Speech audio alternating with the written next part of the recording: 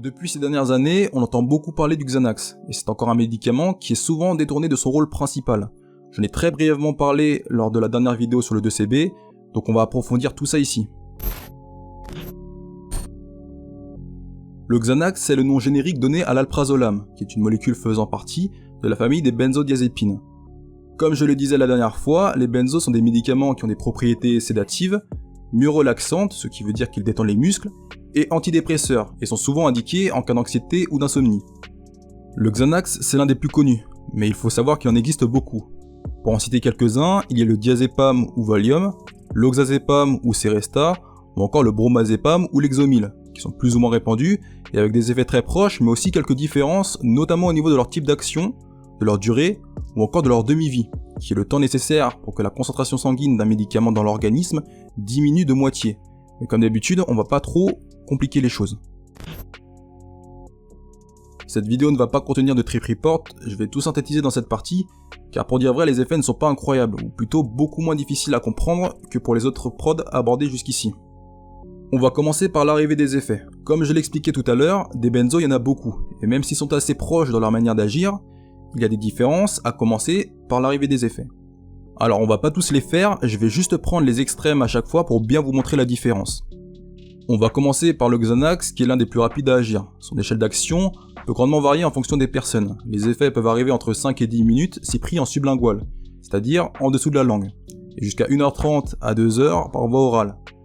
L'ensemble des témoignages que j'ai trouvés mentionnent toujours des montées d'effets arrivant maximum 2 heures après ingestion, et les chiffres que je vais donner sont assez variables.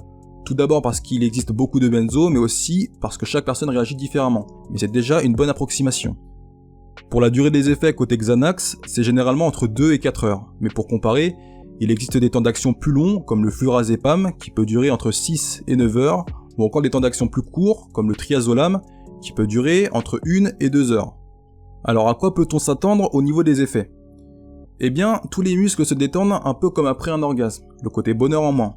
On se sent légèrement plané, et les personnes anxieuses ou stressées se verront un peu apaisées.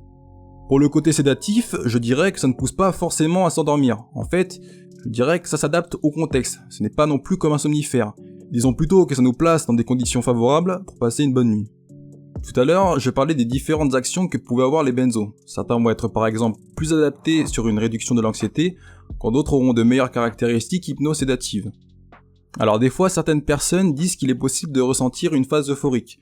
Je suis loin d'en avoir testé beaucoup, mais pour donner mon point de vue, ce n'est absolument pas un des effets que j'associe au Xanax ou même au benzo en général. Après, tout le monde est différent, et ce n'est pas non plus impossible, mais ce n'est en tout cas pas un des effets recherchés. Bon, à première vue, on peut prendre ce médicament à la légère, et c'est d'ailleurs souvent le cas, mais on va voir que c'est plus compliqué que ça. Juste avant, je sais que les personnes sous traitement peuvent stresser assez vite. Donc si vous tombez sur cette vidéo, cette partie devrait vous faire le même effet que la lecture des risques sur les notices de médicaments. Il ne faut pas non plus vous dire que ça va forcément vous arriver, et même si c'est évident, la seule personne que vous devez écouter, c'est votre médecin. Maintenant que c'est dit, on peut commencer. Dû à son côté mieux relaxant, certains mouvements peuvent devenir compliqués, et donc c'est assez logique, mais mieux vaut ne pas conduire. Il y a des possibilités d'amnésie sur des périodes assez courtes, comme l'oubli de certains événements qui se sont déroulés après la prise. C'est surtout possible avec des doses assez conséquentes, mais même si c'est plus rare, ça peut aussi se produire à moyenne dose. Dans certains cas, il est possible que l'on constate des effets inattendus entre les prises, comme la possibilité que l'usager devienne nerveux ou irritable. J'ai eu beaucoup de retours comme quoi cela pouvait se produire avec le Xanax, et que du coup les personnes rencontrant ces effets étaient obligées de changer de benzo. Les benzodiazépines peuvent provoquer une très grosse dépendance, elle est très souvent sous-estimée, mais elle peut être extrêmement pénible pour les personnes qui tombent dedans. La tolérance de ce médicament est assez élevée, du coup plus on va en prendre, plus les effets vont diminuer, ce qui oblige à augmenter les doses. Ça se fait généralement sur des semaines, mais il faut quand même s'en méfier. Bon là, ça c'est le schéma assez classique de l'addiction. Il ne faut pas non plus s'imaginer qu'après quelques prises raisonnables, on tombe forcément dans la dépendance. Le problème, une fois qu'on est dedans, c'est le sevrage, c'est-à-dire quand on arrête ou qu'on diminue progressivement les prises. Généralement, la meilleure option est la diminution progressive, bien qu'elle peut quand même engendrer des faiblesses musculaires, des cauchemars, des délires paranoïdes, des problèmes d'alimentation, des sueurs nocturnes ou encore provoquer des changements de comportement comme rendre la personne agressive. Une personne dépendante qui décide de faire un sevrage drastique, c'est-à-dire d'arrêter toute prise du jour au lendemain, s'expose à des risques comme la possibilité de faire une crise convulsive ou une crise d'épilepsie ou encore de rentrer dans une phase de dépression avec en bonus les effets que j'ai précisés avant. Pour finir, la notion de demi-vie est surtout une notion utile pour les personnes sous traitement. Dans notre cas, ça ne ferait que compliquer et rallonger les explications.